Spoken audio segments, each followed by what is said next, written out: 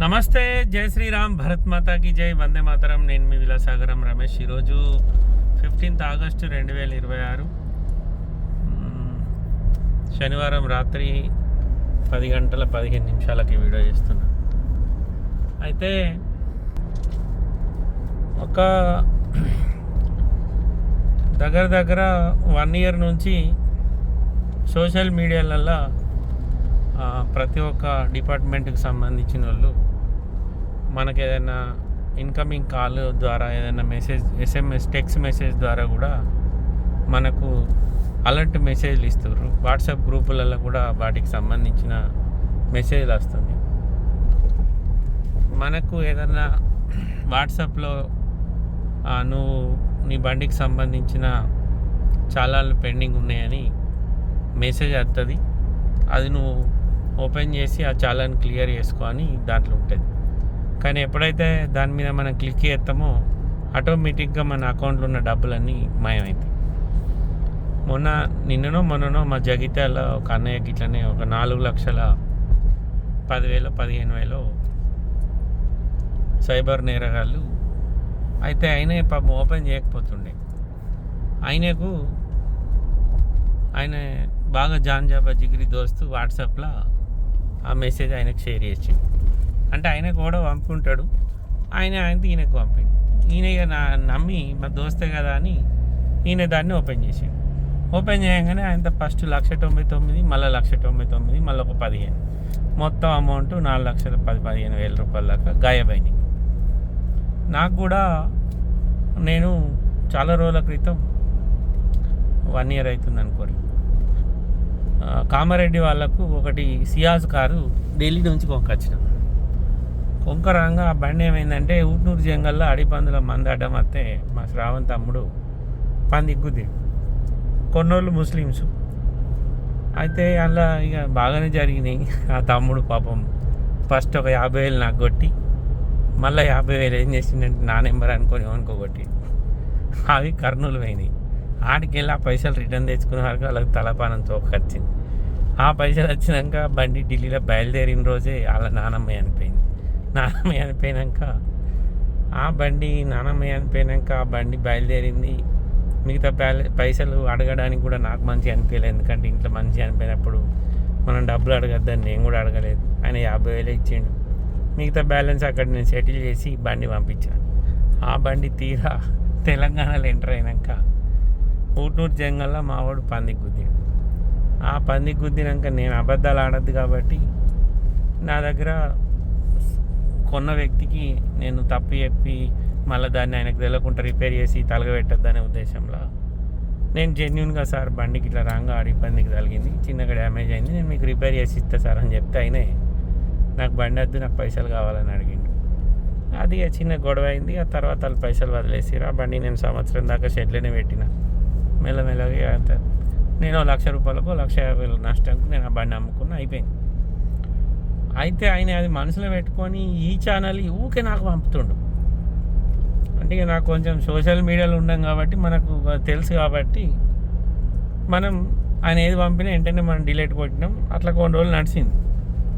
ఊకే పంపంగా ఆయనతో ఒకరోజు ఆయనకు మెసేజ్ పెట్టినా, నీకేం పని లేదా అరబై అని, నీకేడ పని లేదా అరబై, ఊకే ఎందుకు పంపుతున్నావు నాకని పెట్టి ఆయన దాని నెంబర్ కూడా బ్లాక్ చేసి పారేసి. అంటే ఇప్పుడు మనకు వచ్చే వాట్సాప్లో మన ఫ్రెండ్ ఎవరో మనల్ని ముంచడానికి ప్లాన్ చేసినోడు కూడా ఈ పని చేస్తాడు. ఎందుకంటే ఈ కామారెడ్డి వాళ్ళు చేసింది ఇదే. ఆడు 50,000 మునిగిండు కదా, ఈ మొత్తం అకౌంట్లోకి వెళ్ళి మాయం కావాలని నాకు ఒక 4-5 సార్లు పంపిండాడు ఈ చాలని. వాడు కాక అట్లనే నా లెక్కనే ఢిల్లీలో కార్ల దందా చేసేటోళ్ళు ఉన్నారు కొంతమంది. వాళ్ళకు యూట్యూబ్ ఛానల్ అట్లాంటివి ఏం లేవు, కానీ అయితే వాళ్ళ నెంబర్లు నా దగ్గర లేవనుకున్నాడు. వాళ్ళు కూడా పంపిరు, ఇది ఓపెన్ చేస్తే నా పైసలు పోవాలని. అంటే మనం ఏం చేస్తామంటే, అది సినిమాలో రామ్ చరణ్ సినిమా ఉంటుంది, పోసాని కృష్ణమూర్తి గారిని ఒకరు రూమ్లోకి తీసుకుపోయి కొట్టి నీకు ఎక్కడెక్కడ ఆస్తులు ఉన్నాయో రాపించుకుంటారు. అయిన తర్వాత ఓ చాక్లెట్ ఇచ్చి పంపిస్తారు. బయటకు వచ్చినాక బయట ఉన్న వాళ్ళు అడుగుతారు, అన్న ఏమైంది, లోపల అంత ఓకేనంటే, అన్న ఎందుకు ఓకే లేదురా, వాళ్ళు అడిగిన దానికి మనం సమాధానం చెప్పాలి.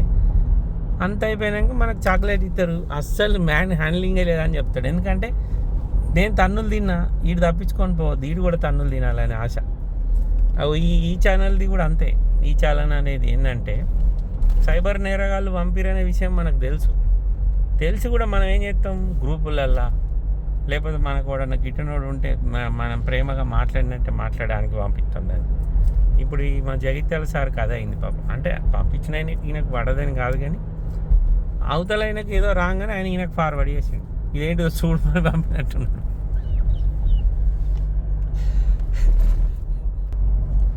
అయితే ఈయన ఇదేంటిదో తెలియక ఆయనకు పంపిండు. ఆయన దోస్తే పంపిండని ఆయన ఓపెన్ చేసిండు. ఓపెన్ చేయగానే రెండు దఫాలు 3 దఫాలు మొత్తం. ఫస్ట్ 199, మళ్ళీ 199, మళ్ళీ ఒక 15, 4,10,15,000 రూపాయలు గాయమైంది. చాలామందికి ఈ మెసేజ్లు వస్తున్నాయి, ఇప్పటికి కూడా వస్తున్నాయి.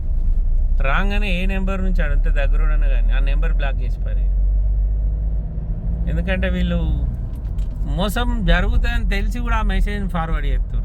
మరి ఎవరైనా పైసలు వీకుడైనాయి. సరే, సైబర్ క్రైమ్ చేసేవాడు మనోడు కాదు కదా, వాడు ఎక్కడి నుంచో ఎత్తుడు. సరే, ఆ 4,15,000, 10,000 మనకు తెలిసిన వ్యక్తి వాడన్నా తీసుకుని పాపం వాడి కష్టాలు ఉండడానికి ఉపయోగపడతాయి అన్నట్టు కూడా కాదు. ఆడిట్లా రోజుకు ఒక్కటి తగిలిన దానికి మనం ఇన్ని కోట్ల జనాభాలో ఎంతమంది వాట్సాప్లు వాడతలేరు, అందరికీ పంపుతాడు. సరే, అకౌంట్ బ్యాలెన్స్ ఉన్నోళ్ళు ఉంటారు, లేని వాళ్ళు ఉంటారు. లేనోడు ఓపెన్ చేస్తే దానికేం ఫరక్ పడదు. కానీ పుష్కన అయ్యో కష్టపడి సంపాదించిన పైసలు ఏదైనా దేనికోసం అన్న దాచుకున్న డబ్బులు ఉంటాయి.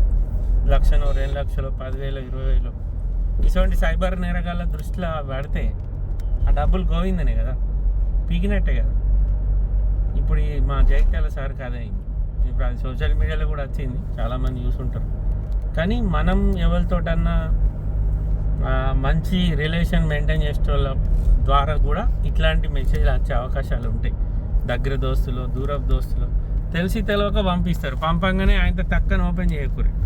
ఓపెన్ చేస్తే అకౌంట్ పైసలన్నీ వీక్తాయి. మళ్ళీ ఈ మధ్యకాలంలో ఇంటర్నేషనల్ కాల్స్ వస్తున్నాయి. ఆ ఫోన్ కూడా లిఫ్ట్ చేయకూరి, కడిగేసి పారేది. మన అనుకున్నట్టు మనకు ఇంటర్నేషనల్ కాల్స్ వస్తున్నాయంటే మనకు తెలిసిన వాళ్ళు ఉన్నారు, వాళ్ళు దేనికి ఫోన్ చేస్తారు మనకు కూడా ఐడియా ఉంటుంది కదా, కొద్దిగా నాలెడ్జ్ ఉంటుంది కదా. అందుకోసమే సైబర్ నేరగాళ్ళు మనకంటే 10 ఆకులు ఎక్కువనే, అది రోకాకు కూడా కాదు, 10 ఆకులు. మనం ఏ రకంగా మనం ముందుకు పోతామో వాళ్ళు అంతకంటే ఇంకెక్కువ కాకు ఎక్కువని. ఇప్పుడు ఈ మధ్యకాలంలో కేవైసీ, ఇండియన్ గ్యాస్కు కేవైసీ చేసుకోవాలి, రేషన్ కార్డుకు కేవైసీ చేసుకోవాలని కూడా మనకు ఫోన్లు వస్తాయి. వాటికి కూడా మీరు సమాధానం ఇవ్వద్దు. మీరు డైరెక్ట్ పోయి మీరు కేవైసీ ఎక్కడైతే ఎవరైతే దేనికైతే మన అవసరం ఉందో అక్కడనే పోయి చేయించుకోరు. మీకు తెలియకపోతే వాళ్ళన్నా తెలిసిన వాళ్ళ ద్వారా వేయించుకోరు. కానీ ఫోన్లలో మాత్రం కేవైసీ నేను చేస్తా, మీరు ఓటీపీ అత్తా చెప్పమంటే మాత్రం పుస్తకనే చెప్పారు. ఉన్న పైసలన్నీ పోతాయి, మన డీటెయిల్స్ అన్నీ మన జుట్లకు పోతాయి, మన చేతులకు పోతాయి. అప్పుడు మనం ఏం చేయలేని పరిస్థితి ఉంటుంది. ఇప్పుడు మా పాప అన్నయ్య జగిత్యాల అయినది అదే పరిస్థితి అయింది. ఒక క్లిక్ చేయగానే ఉన్న డబ్బులన్నీ వీకినాయి. ఎవరు పంపించినా కానీ కొంచెం జాగ్రత్త, అట్లాంటి మెసేజ్లు మాత్రం ఓపెన్ చేయకూడదు. ఓకే సార్, నమస్తే, జై శ్రీరామ్.